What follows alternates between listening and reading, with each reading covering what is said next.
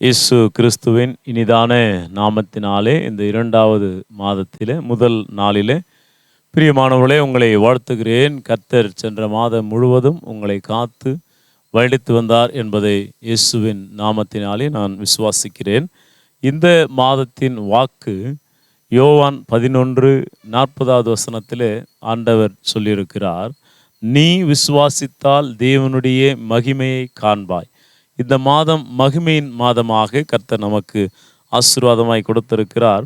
எனவே அந்த வசனத்திலே நீங்கள் பார்க்கிற பொழுது, நீ விசுவாசித்தால் தேவனுடைய மகிமையை காண்பாய் என்று நான் உனக்கு சொல்லவில்லையா என்று கர்த்தர் சொல்லுகிறார்.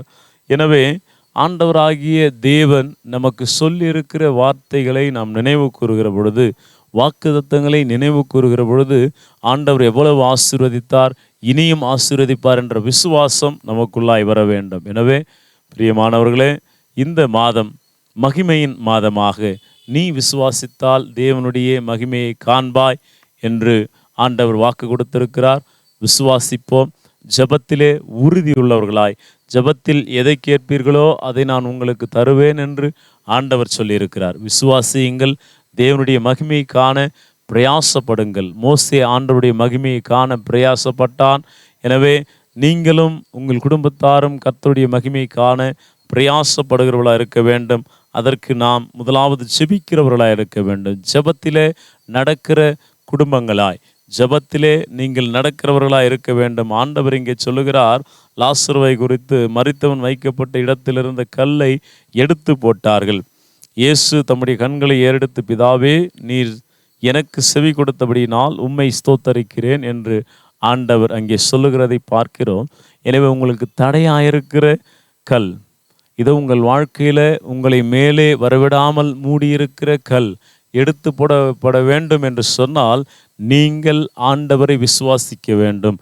நீங்கள் அவருடைய மகிமையை காண ஆயத்தப்பட வேண்டும், செபிக்க வேண்டும்.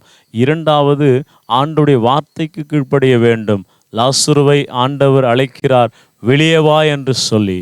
எனவே அவன் வைக்கப்பட்டிருந்த கல்லறையின் மீது வைக்கப்பட்டிருந்த கல் முதலாவது எடுக்கப்பட்டது. எனவே 2வது கிறிஸ்து சொல்கிறார், நீ வெளியே வா என்று. வெளியே வந்தவுடனே 3வது அங்கே நடக்கிற காரியம், அவருடைய கட்டுகள் அவிழ்க்கப்பட்டது. அவன் ஆசீர்வதிக்கப்பட்டவனாய், உயிர்த்தவனாய், புதிய மனிதனாய் அவன் உருமாற்றம் அடைந்ததை நாம் காணலாம். இதோ நீங்கள் உருமாற்றம் அடைய, வாழ்க்கையிலே முன்னேற காத்திருப்பீர்கள் என்று சொன்னால், நீங்கள் முதலாவது கட்டவிழ்க்கப்படுகிறவர்களாக இருக்க வேண்டும். அதற்கு முதலில் நீங்கள் செய்ய வேண்டியது கர்த்தரை விசுவாசிக்க வேண்டும். பிற்பாடு ஜெபத்திலே நடக்க வேண்டும். ஆண்டவருடைய வார்த்தைக்கு கீழ்ப்படிய வேண்டும். அதற்கு பிற்பாடு கட்டவிழ்க்கப்பட்டு நீங்கள் உயர்த்தப்பட வேண்டிய இடங்களிலே உயர்த்தப்படுவீர்கள். எனவே பிரியமானவர்களே, இந்த மாதத்தின் வாக்கை போல நீ விசுவாசித்தால் தேவனுடைய மகிமையை காண்பாய். விசுவாசியுங்கள். வாழ்க்கையில் முன்னேறுவதற்கு அநேக தடைக்கற்கள் உண்டு. அதையெல்லாம் கர்த்தர் எடுத்து போட ஆயத்தமாயிருக்கிறார். அவருடைய மகிமையில் இதோ நீங்கள் உட்பிரவேசியுங்கள், அவரை விசுவாசியுங்கள். எல்லா விதத்திலும் கர்த்தர் இந்த மாதத்திலே உங்களுக்கு அனுகூலமான துணை, ஆசீர்வாதம் அனைத்தையும் கட்டளிடுவாராக. ஆமேன். ஜெபம் செய்யலாம். அன்பின் ஆண்டவர், அடைக்கலமானவர், அதிசயமானவர், நீ விசுவாசித்தால் தேவனுடைய மகிமையை காண்பாய் என்று இந்த பிப்ரவரி மாதம் 2வது மாதத்திலே முதல் நாளிலே கொடுத்திருக்கிற வாக்குக்காய் ஸ்தோத்திரம்.